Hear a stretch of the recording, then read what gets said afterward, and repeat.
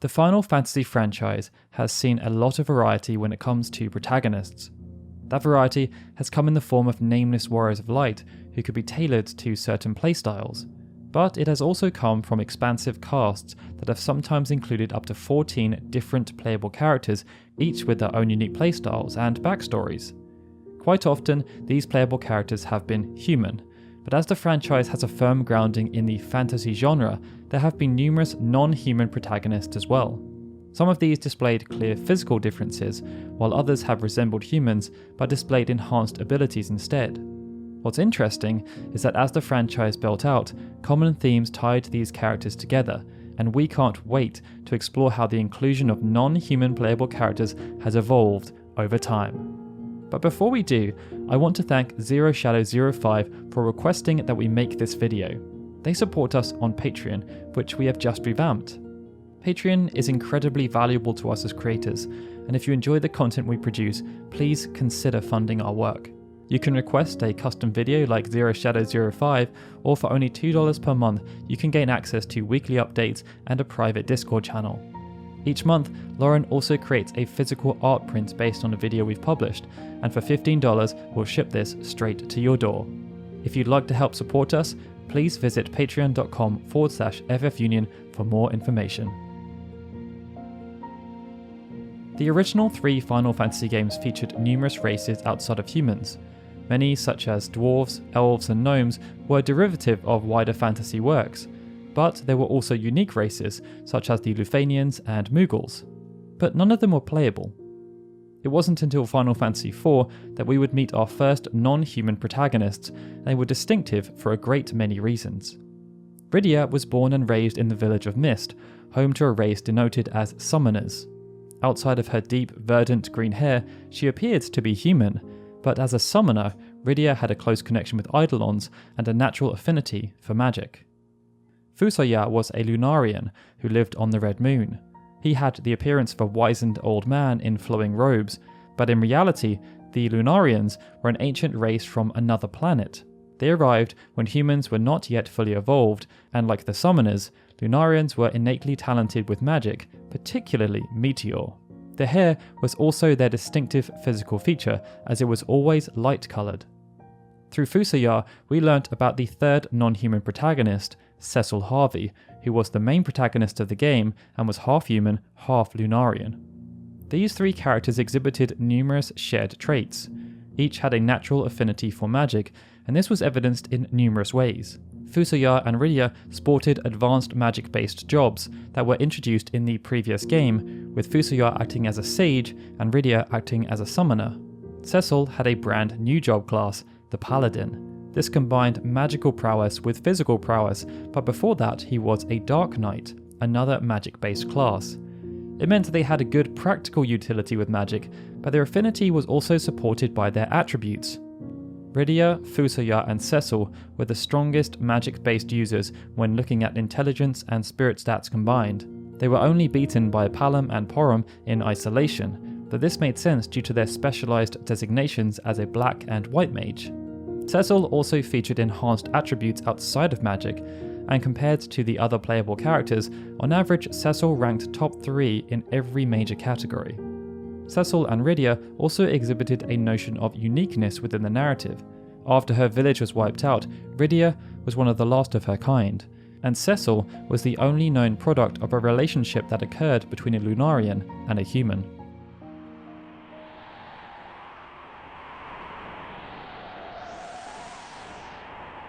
This all represented a bold step forward for the franchise, and it was followed up in Final Fantasy VI. This again placed a half-human in the role of the main protagonist. Her name was Terra Branford, and she was born in the Esper world to Madeline, a human, and Maduin, an Esper. It made Terra unique, and the Empire were desperate to find ways to exploit her for their own gains. Although appearing to be human at first glance, Terra featured green hair, much as Rydia had done in Final Fantasy IV. She also had a natural affinity with magic, and due to the blood coursing through her veins, Terra was able to transform into an Esper, something that changed her physical appearance and granted her enhanced abilities.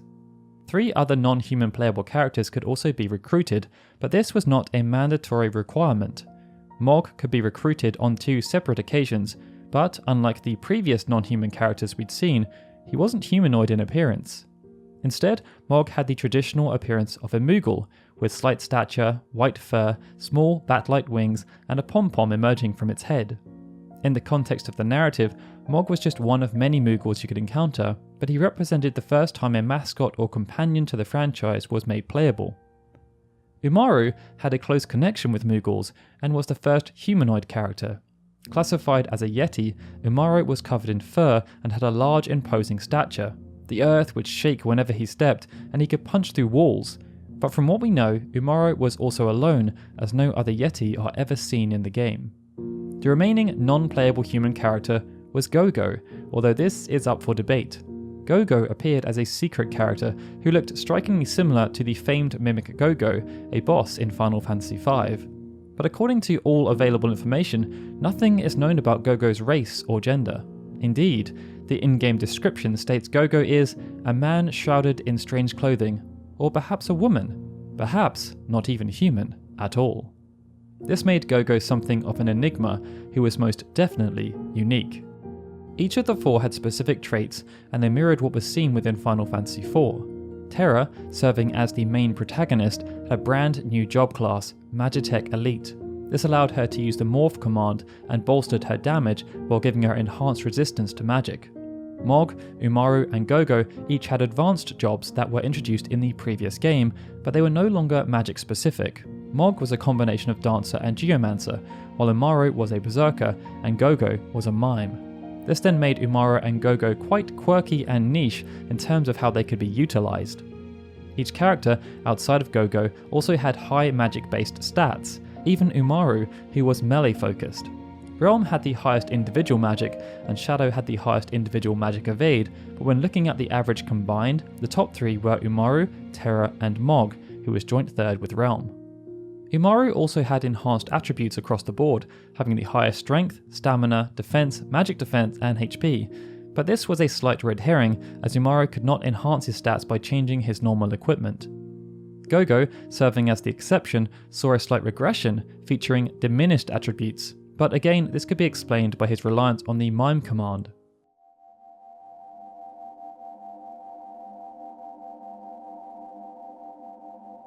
Final Fantasy VII continued the theme of having a half-human player's central role, but instead of being the main protagonist, Aerith Gainsborough was the deuteragonist.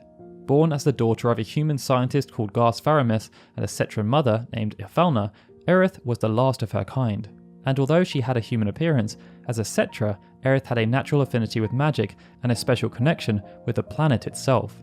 She was joined by 2 other non-human playable characters, and each of them were unlike anything seen before. Red 13, also known as Nanaki, was from an unknown race of quadrupeds that lived in Cosmo Canyon, and following a bitter feud with the Gi tribe, Nanaki was, at the start of Final Fantasy VII, one of the last of his kind remaining on the planet, with Dina the only other member of his species ever referenced within the game's lore. Cait Sith was an anthropomorphic, remote-controlled plush cat toy who was controlled by Reeve Tuesti. And to make things even more outlandish, Cait Sith rode atop a large robotic Moogle. Jobs were removed from Final Fantasy VII, but in the conceptual phase, each of these characters was given an advanced job. Aerith was designated as a geomancer due to her connection with the planet. Red 13 was designated as a beast or berserker, no doubt a reference to his assumed feral nature, and Cait Sith was classified as a Toysaurus, which was meant to be a type of beastmaster. Each of these jobs was introduced in Final Fantasy V, and within the final product, some elements remained, while others changed.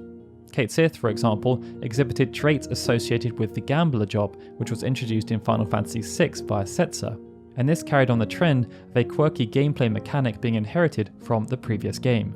Due to how Cait Sith functioned, we also saw a new trait introduced, the use of an unorthodox weapon, as instead of attacking in a direct capacity, Cait Sith used his megaphone to shout commands at the large Moogle. To highlight her affinity with magic, Aerith's associated attribute was the only one guaranteed to reach 100 at maximum level, and her spirit stat could reach 98, something only Cloud could rival. Cait Sith also had the joint second highest spirit and joint third highest magic, only beaten by Cloud. Red 13 had average affinity with magic, but he adopted the Enhanced Attributes trait, as outside of Cloud, a genetically enhanced super soldier, he ranked highest across the board when compared to the rest of the playable cast.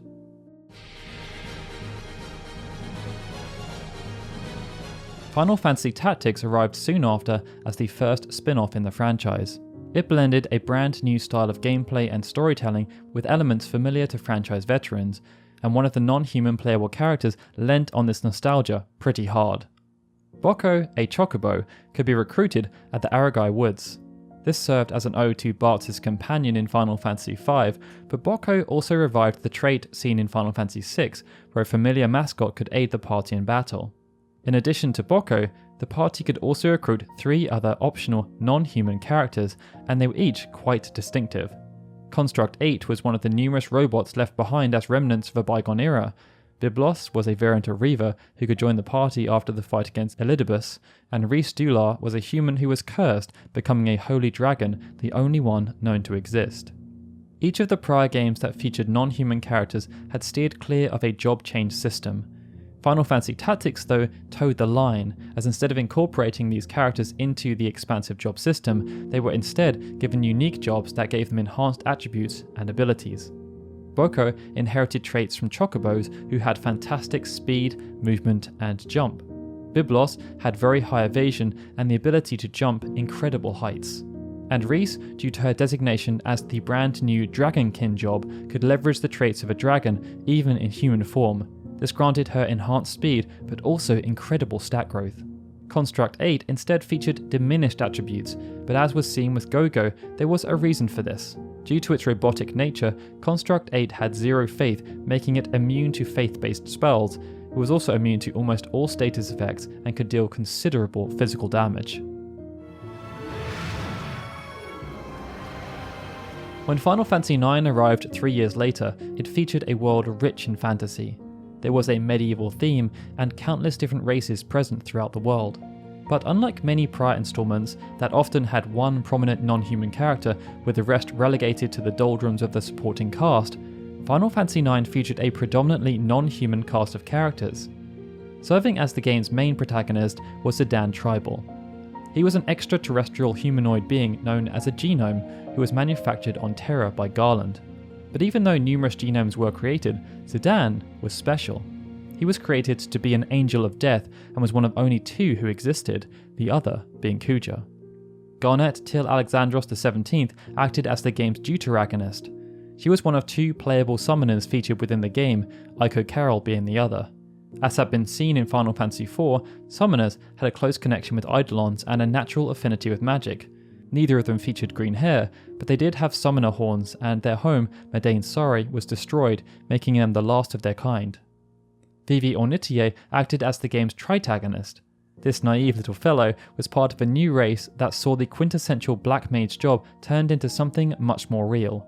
Created after nefarious experiments by Kuja and the Alexandrian Empire, the black mages were designed as tools of war, but many of them became sentient and established their own community.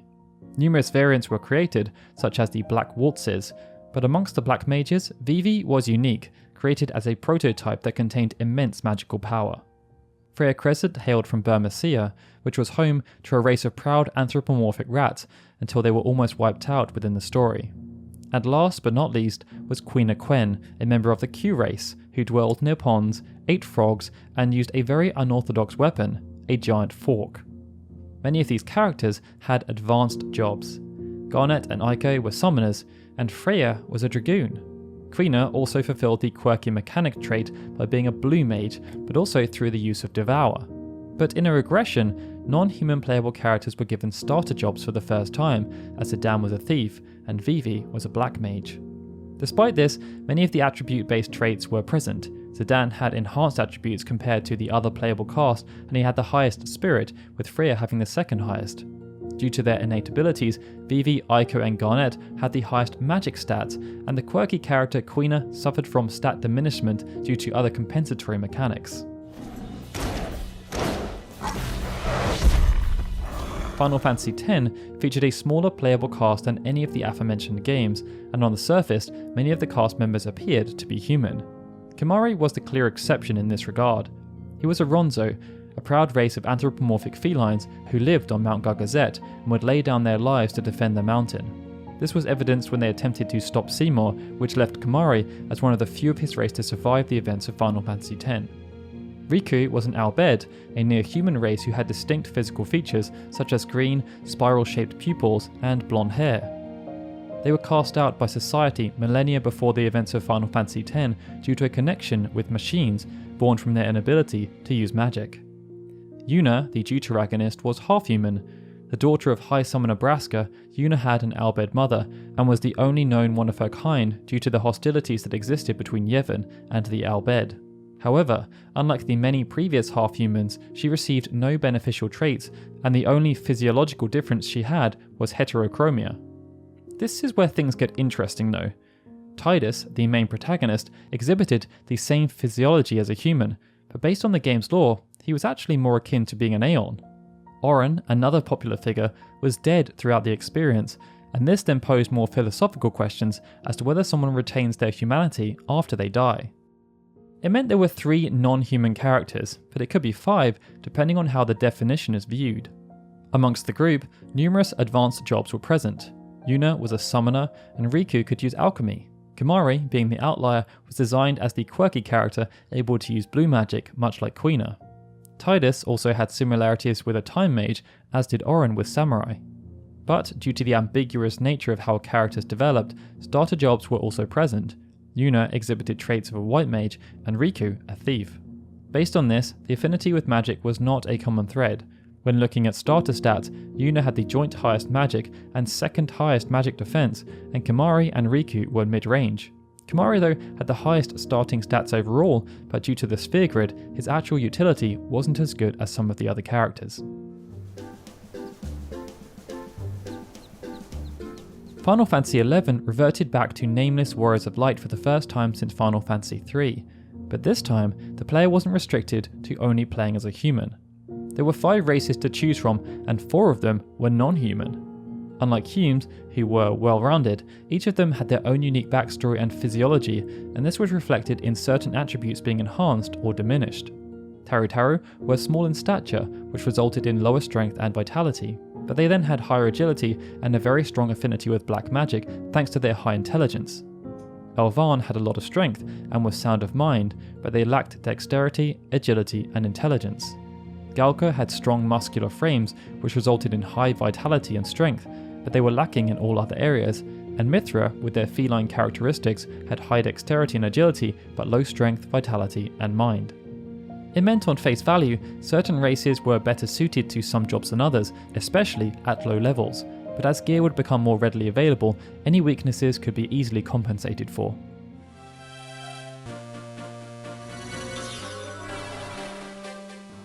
Final Fantasy Tactics Advanced was the next chronological game in the series. It served as an extension to what was seen within Tactics, introducing new characters, new jobs, and plenty of new races, many of which were playable, had enhanced attributes, and could now partake in the job change system. There were 6 playable races: humans, Bangar, Numu, Viera, and Mughals, and named characters from each race joined the party as the story progressed. This helped players to become acclimated to the experience, as in a twist, Final Fantasy Tactics introduced numerous race-specific job classes too. Bangar were a lizard-like humanoid race who, thanks to their long snouts and large ears, had an exceptional sense of smell and hearing. They also had a powerful stature, but their vocal cords made it difficult for them to cast incantations, limiting their use of magic. For this reason, they were best suited to jobs that required brute force, such as Gladiator and Dragoon, although they could become bishops and use some spells as a White Monk or Templar. Numu were a race that exhibited canine features, but due to their bent posture, they were not well suited for physical confrontation. Instead, they used their high intelligence to excel as mages. Viera were a race of anthropomorphic hares, featuring pointed feet with claws and long, upright ears. This granted them exceptional hearing, but many of their other senses were heightened too, leading to a sensitivity to mist and an ability to communicate with the world around them. This made them well suited to dexterous jobs such as archer and assassin, and those related to spirits such as summoner and elementalist. And last but not least were Mughals, who were playable for the first time since Final Fantasy VI and fulfilled the mascot trait. Mont Blanc was the main point of reference in this guard, appearing as one of the main cast members. Within Tactics Advance, Mughals had a more humanoid appearance than the typical Mughal, but due to their small stature, they excelled at jobs requiring dexterity and an affinity with machines. They could, however, still fight on the front lines as a Mughal knight, and take a backseat as a mage, making them quite well-rounded. Amongst the copious amount of job classes available, each race had a selection of starter jobs, advanced jobs, and original jobs to choose from. This helped to make Tactics Advance one of the most diverse experiences in the franchise. Final Fantasy Crystal Chronicles then reined this array of choice back, offering something that was more akin to what was seen within Final Fantasy XI. It saw players given the ability to choose a character's race, and there were 4 of them to choose from. Clavats closely resembled humans, and they came with well-rounded stats, able to deal physical and magical damage adequately while having boosted defense due to their use of shields. Lilties were a small race who had plant-like features, but in spite of their size, Lilties had incredible strength and preferred physical confrontation to wielding magic. Selkies were near human in their appearance, but had much improved speed. This allowed them to charge focus attacks quicker than any of the other races, and they also covered much more distance. The 4th race was the Ukes, a tall, slender-looking humanoid race, but even though their appearance was distinctive due to their long limbs, it's theorized that Ukes were actually souls who only used a physical form to augment their enhanced magical abilities. What is this mist?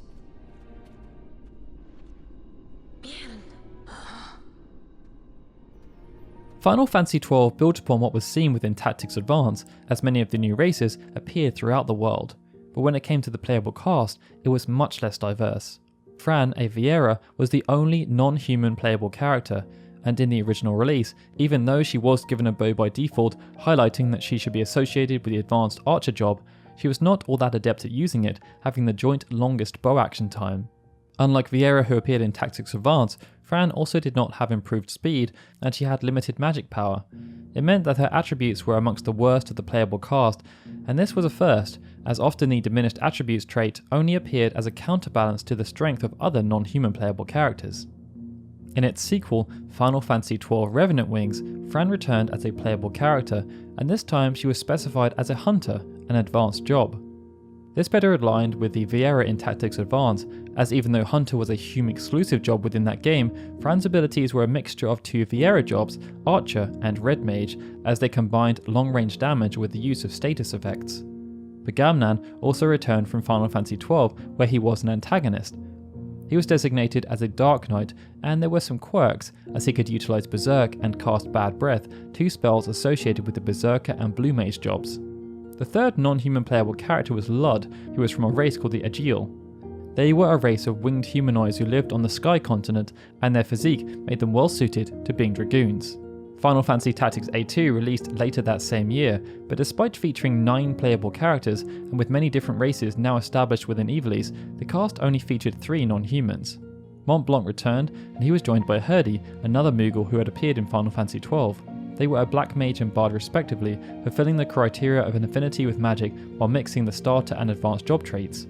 The 3rd character was Cid, and he was a Revgaji, a race of cat-like humanoids who were first introduced in Final Fantasy XII. Due to his strong physique, Cid had enhanced physical attributes and was the strongest unit at the start of the game. He could also access all of the Vanguard jobs and was defaulted to being a warrior, one of the original starter jobs. As had been seen by other sequels, when Final Fantasy IV The After Years was released, the developers decided to flex their creative muscles. Many of the original cast returned, and the same traits we observed earlier were still present, but we got to see 2 new races thanks to Luca and Calcabrina. Luca was a daughter of King Gyot, head of the Dwarves, and after choosing not to follow custom, she served as Cid's apprentice. This designated her as a machinist and made her a strong physical attacker who could wield hammers and axes. To counterbalance this strength, Luca could not use magic. The other 2 characters were Calca and Brina. They appeared in Final Fantasy IV as harmless dolls that belonged to Luca, that was until they were possessed by Golbez and used for evil. In the after years, Calca and Brina appeared as full automatons. They were statistically the worst characters in the game though, suffering from the diminished attributes trait, but this was because they had quirky gameplay mechanics whereby their clothing could enhance their performance.